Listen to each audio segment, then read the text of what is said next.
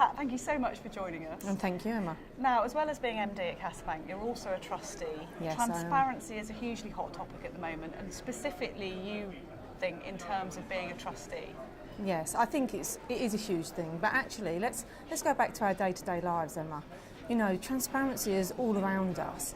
If I want to go and buy my sandwich from Pret at lunchtime, there's food labelling, you know, and it's very clear on that sandwich how many carbohydrates I'm going to eat, how much fat I'm going to eat, the calories, you know. So just day to day, you look at comparison websites. If I want to buy insurance, then I can just compare it across several websites. It's fantastic. And I think one thing I do want to come back to on the food labelling actually, which is really, really interesting. I looked at the government website the other day to say, you know, how did they come about this? And there's a couple of things that they actually stipulate. And it actually says, 1, clear and easy to read. 2, easy to understand. And I think that's what transparency is all about. So you would like to see some of those models that have been set up in other industries now brought into investment? Most definitely, most definitely. I mean, as a trustee, in a nutshell, I want to do the best thing I can for my member.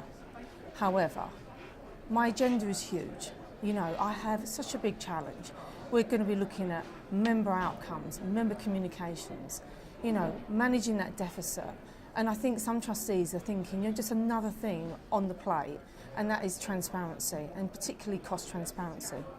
There has been a push for this, and companies are supposed to be doing more. Do you think they are, and do you think enough is being done to embrace this? Most definitely. I think the UK, I mean, there are other countries and markets that are way ahead of us on this. But in the UK, we are starting to move forward, and I think that is really important. There's a number of really, really good initiatives. I mean, the DWP last week announced that from November this year, that all trustees for DC Workplace have to now report costs. However, I will say that I was a little bit disappointed that there doesn't appear to be a lot of support and guidance for trustees, but we'll come back to that in a moment. I think another very, very good initiative was the LGPS Transparency Code. So last year, the LGPS actually decided we'd create a standardised template for asset managers to complete investment costs. And the asset management industry can actually sign up to that LGPS code. I think there's 38 that have actually signed up to it. And another big initiative is the FCA themselves. So they set up a disclosure group, the IDWG group. And this group was set up to look at building a template, a standardised template for the UK industry to actually collect costs. Because part of the problem is that there's so much data, and sort of wading through it is so time consuming and costly.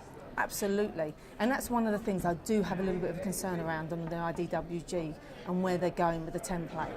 We've reviewed the template at KAS Bank, and although we're completely and utterly supportive of the initiative, I think what I'm really, really worried about is actually the level of detail that they're actually looking to collect. They're actually looking to run before we can walk, and I think that's dangerous. I think we actually have to come back to food labelling, make sure that it's easy to read and easy to understand, and I think we're getting too complex too early.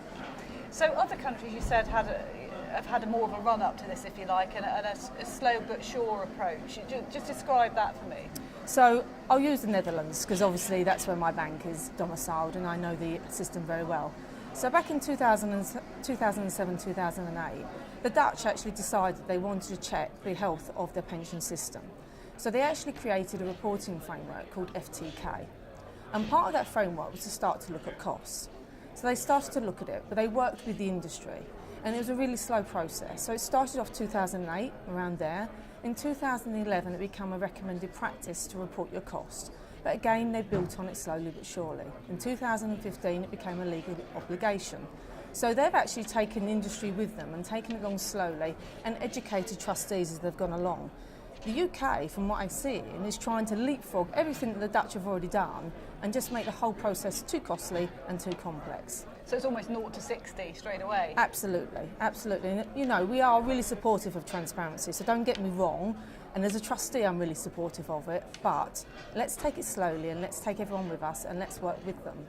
And I think one thing also I'd like to say is we mustn't look at costs in isolation. And I think that's a really dangerous place for this industry to go. And that's what's starting to happen. And the other thing I'd like to say is let's stop the witch hunt on asset managers. It's unfair. Look, let's work together, because the absolute ultimate objective here is actually helping the trustees make more informed decisions and ultimately giving the members a better outcome. Because your argument is it isn't about removing costs altogether, it's actually about defining value for money. Absolutely, and that's what it is in our day-to-day lives. Some things cost more, some things cost less, but as long as you're getting value for money and you feel comfortable with that, that is what we're trying to achieve here. And I think some of the initiatives that we're carrying out in the UK, like I say, really, really positive, but let's remember the end user. And the end user is actually the man on the street. If we make this too complex for them to understand, then what have we actually achieved? You talk there about the end user, and what's also important is that they have trust in the system, and transparency will bring about more trust, hopefully. Absolutely, and I think that's again what we do need to think about. The public don't have trust in the financial sector.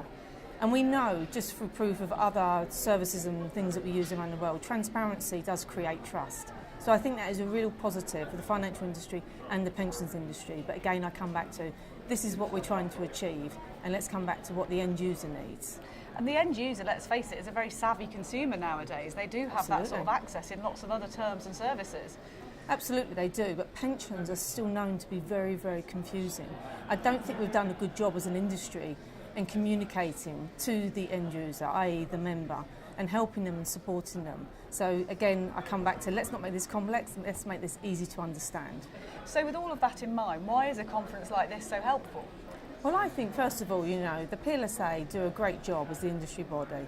They really do try and push in best interest of the members and the trustees that they're actually looking to support. So they really focus on educating trustees. So this morning, for example, was all about trustee learning zones.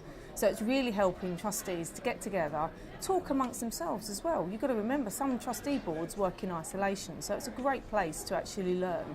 Also get together with all of the service providers and we'll see, look at their challenges, and actually just, the quality of the speakers at these conferences are excellent. So a great opportunity for everybody. To share ideas and insights. Absolutely. And collaborate. Absolutely, and that's what we've got to do as an industry. We're trying to work together, we've all got the same goal, and the same goal is achieving the best retirement income you can for each individual person out there. Now, in terms of transparency, KAS Bank's produced a dashboard. Tell me about that and what that aims to do. So what we did really, we took what the Dutch have already done. So we took all of the hard work that they've done over the past sort of 7 or 8 years, and we took the 2 templates. So the Dutch actually collect costs in 2 templates. So they put them into 2 categories. 1, the pension management costs, and 2, the investment costs. So we took their 2 templates, we adjusted them slightly to suit the UK market. We then created a very nice, simple and easy to understand dashboard for trustees. So what we do is we collect the data, we check it on their behalf, we cleanse it, and then we give it back to them in nice, easy to read formats and reports so that they can actually make more informed decisions.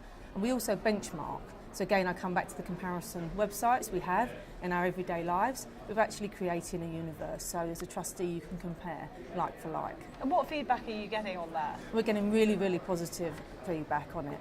But I come back, we've kept it simple, and still we get quite a lot of surprised faces when people say, okay, I didn't understand completely, the actual complexity of costs and what that means for us. But we've got some great feedback on it. And it is so crucial because at the end of the day, these investment companies have people's futures in their hands, don't they?